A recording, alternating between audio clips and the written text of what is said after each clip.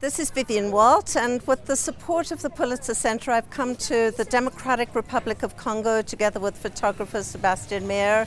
in order to look at the very intense global race that's going on in order to lock up the supply of cobalt. Cobalt isn't a very well-known mineral. It's not like diamonds or gold, but it's crucial to our modern lives. It's in every smartphone,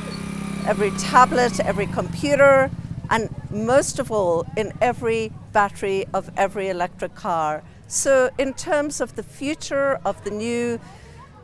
world that we're trying to create in terms of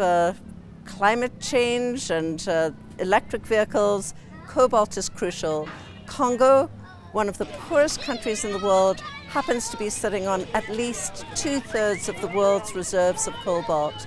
On the ground, the poverty here in these villages is really remarkable,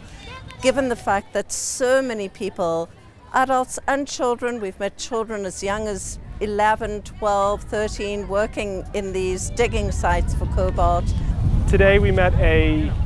child, 15 years old, who wakes up every morning at 5 o'clock, walks 2 hours to a mine, works there until 3 in the afternoon,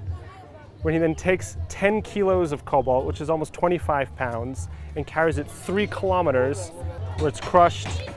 measured for purity, and he makes about $8 a day.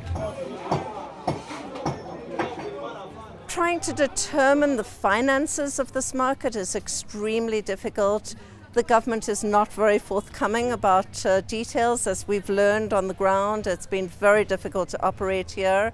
but we have